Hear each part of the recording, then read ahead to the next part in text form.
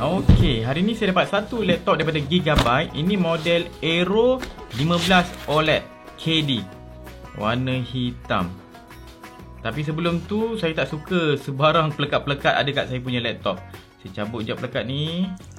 Okey, buang dia punya kesanggam dia. Satu lagi, sebab ni pakai Intel i7, cabut pelekat dia dan saya cuba bersihkan dia punya kesanggam. Dekat monitor ni pun saya buang juga. Okey, satu lagi. Alright, beres. Okey, sekarang kenapa laptop yang khas untuk editing harga dia agak keras sikit? Kalau macam ni harga dia dalam 7,600 lebih kurang. Kalau laptop gaming, kita kadang boleh dapat dalam 4,000 lebih tu dah kira sedap dah tu. Tapi kalau khas laptop tu untuk editing, biasanya harga dia sedikit keras. Kenapa? Tengok sini. First, kita punya screen ataupun monitor kita.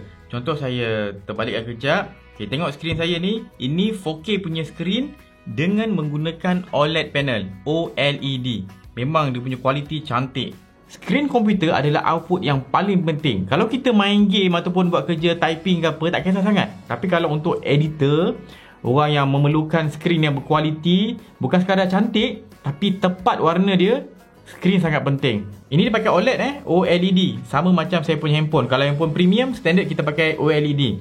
Sebab tu dia punya gambar dia kualiti, kontras dia sangat-sangat tinggi. Daripada paling gelap dengan paling terang tu besar. Macam saya kata tadi, skrin yang cantik tu satu hal, tapi yang lebih penting adalah tepat warna dia. Untuk dapatkan warna yang tepat, skrin kita perlu di-calibrate terlebih dahulu. Selain daripada tepat, skrin kita perlu mampu untuk hasilkan warna mengikut spesifikasi sRGB. Ini untuk kalau digital lah. Kalau untuk printing, kita perlukan Adobe RGB. Itu bab skrin. Tapi skrin ni hanyalah dia punya output saja. Yang betul-betul yang buat kerja kat komputer kita ni adalah dia punya prosesor dia. Prosesor pula kita ada dua. Satu prosesor untuk central, di mana dia akan uruskan semua kerja dekat kita punya komputer ni. Dan satu lagi adalah graphic processor, GPU.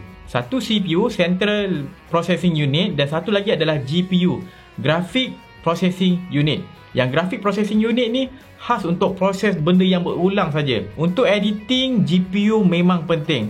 Sebab kalau kita nak edit video contohnya, nak pakai Adobe Premiere, Adobe Premiere dia perlukan prosesor yang laju, CPU yang laju, dan perlukan bantuan daripada GPU untuk cepat kita edit video tu. Kalau kita fokus main game saja, biasanya kita akan perlu grafik yang kuat. CPU tak perlu kuat sangat. Tapi kalau untuk editing, CPU dan GPU mesti kuat. Bila cerita tentang CPU dan GPU, kita buka dulu laptop ni. Buka dia punya cover belakang ni. Okay, unscrew balik semua. Okay, sekejap saya kopek sikit. Okay, dia terbuka. Benda pertama yang akan kita nampak adalah dia punya bateri. Yang saya dapat ni dalam 99 watt hour punya. Okay, kat atas ni kita ada prosesor belakang tu, dan sini kita ada dia punya GPU. Mungkin saya terbalik, tapi GPU dengan CPU kat sini lah. Okay, tengok kita punya cover. Nampak jaring-jaring ni kan? Ini untuk udara masuk dalam kita punya kipas ni. Udara sejuk masuk sini, udara panas keluar kat sana. Okay, sini pula kita punya RAM. Yang saya dapat ni dalam 16GB. Untuk average editor, cukup 16GB ni. Tapi kalau nak lebih best, yang heavy sikit, kena pakai 32GB ke atas. Dan untuk lebih laju, kita akan pakai dual channel punya RAM. Baru kita punya editing tu sedap, responsif. Dia lebih efisien. Sebabnya kita ada banyak memori untuk kita spend. Nak pasang, kita cocok, tekan, settle. Ini Wi-Fi 6 punya modul. Ini storage. Semakin laju storage kita, semakin bagus untuk editing. Saya tambah storage ni sebab saya punya video besar. Kat tepi ni input output macam biasa. Ada SD card reader, Type C, Type A punya USB. Kalau kita pusingkan, okay, ada HDMI, okay, lepas tu ada DisplayPort, USB-C lagi, audio jack dengan Ethernet. Disebabkan laptop ni dia pakai Intel i7 11800 dengan grafik card dia RTX 3060. Ianya agak boleh kata high power punya komponen. Jadi bila high power punya komponen, kita akan produce banyak haba. Jadi bila banyak haba, heat management kena bagus. Kalau tengok heat pipe sini, kita ada 1, 2, 3, 4. Heat pipe ini akan terus connect pada kita punya kipas. Dan kipas ni ada 2 heatsink. Setiap kipas ni ada 2 heatsink. Heatsink atas dan heatsink tepi. Ini untuk buang haba sebanyak mungkin. Dan bukan ada satu tau, kita ada 2 set. Itulah sebab bila high power, banyak haba, memang dia kena usahakan untuk buang sebanyak mungkin haba. Okay, saya tutup kejap. Okay, screw balik. Sekarang, berapa lama laptop ni boleh bertahan kalau kita guna bateri saja? Sebab maybe kita nak buat kerja dekat luar, kita nak edit video kat luar ke macam mana kan? Kita boleh agak bateri tu boleh tahan berapa lama dengan mengira power consumption dia. Contoh, ini power supply kita.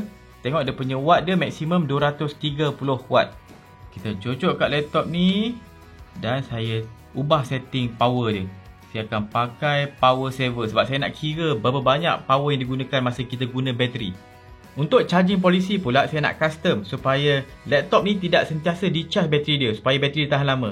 Saya nak set kepada 60. Maksudnya bila bateri ni cecah 60% bateri baru dia mula charge. Kalau sekarang dia punya persen dia dalam 72. Jadi bateri takkan di-charge. Okey, kita tengok masa idle yang low power ni dalam 23 watt macam tu idle. Bila kita guna untuk edit video, okey, saya guna dalam 70 watt lah lebih kurang. Bila saya test dekat tempat yang agak kompleks, sebab contoh kat sini saya ada letak animation tau. Nampak tak? Dia akan ada laggy-laggy sikit sebab kita tengah dalam mood low power. Kalau pakai bateri lebih kurang macam ni. Sekarang saya tukar dia punya power profile kepada high performance. Okey, kita tengok bila kita guna dalam 85 macam tu. Ini bila guna edit video. Bila pergi tempat yang kompleks sikit, kita tengok video dia lebih smooth. Dan ini 4K tau, 4K animation dengan 4K punya video. Kita tengok pula bila heavy scrubbing macam ni, saya scrubbing laju, dia akan guna power sampai 110 hingga 140 watt. Okey, sekarang bateri kita, kapasiti dia adalah 99 watt jam. Kalau kita tengok tadi kan, masa saya gunakan power saving mode tadi, bila saya edit video, kita punya power tadi dalam 80 watt ke 90 watt macam tu. Bila power yang kita gunakan adalah 80 watt, dalam sejam kita akan gunakan power sebanyak 80 watt jam. Kita punya bateri ni dalam 99 watt jam. Jadi bila saya bawa handphone pula, saya bawa laptop ni pergi keluar, edit gunakan bateri saja, bateri saya akan tahan dalam sejam macam tu. Tak sampai sejam setengah pun, tak sampai sejam suku. Kalau nak proper speed yang laju, saya kena pakai power brick ni, kena bawa saya punya plug ni. Selain daripada tu, harga dia lebih mahal sikit sebab kita punya input device yang berkualiti, yang lebih okey daripada laptop biasalah. Kalau macam ni siap dengan fingerprint scanner lagi. Itu yang buatkan harga dia bertambah. Kalau kita tengok tepi dia ni, dia punya input output tepi dia ni, kita akan nampak ada beberapa tambahan display output. Ada HDMI, ada mini display port dan ada USB Type-C yang support Thunderbolt. Kalau laptop biasa, saya punya output display boleh satu biasanya. Kita ada satu saja HDMI. Tapi kalau laptop macam ini, yang creator punya, untuk jadikan workstation, kita dapat beberapa pilihan output. Maksudnya kita boleh set up kita punya rumah tempat kerja kita ni, workstation kita, beberapa monitor. Biasanya kalau nak letak beberapa monitor ni, kita kena pakai desktop. Sebab kita punya graphic card desktop kita ada banyak output. Untuk laptop biasanya ada satu saja. Yang ini, dia bagi kita boleh sampai 3. Sebab satu HDMI biasa, satu lagi display port, mini display port, dan satu lagi jenis USB Type-C. USB Type-C ni pula kalau dia dapat daisy chain punya USB Type-C, mungkin boleh dapat banyak lagi monitor, sampai 4 pun boleh.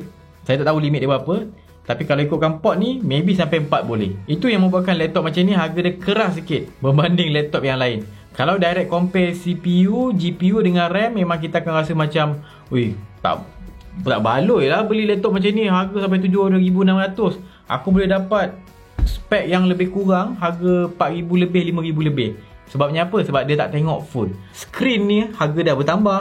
Dia punya output display dia sampai 3 boleh dapat, 3 ke 4 dia boleh cocok. Dia tak ada fingerprint scanner.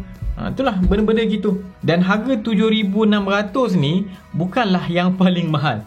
Kalau yang gigabyte ni dia ada jual yang sampai harga dia 16,000. Dia pakai, ini pakai i7, ada yang dia pakai model pakai i9, lepas tu pakai RTX 3080. Itu harga dia lebih mahal.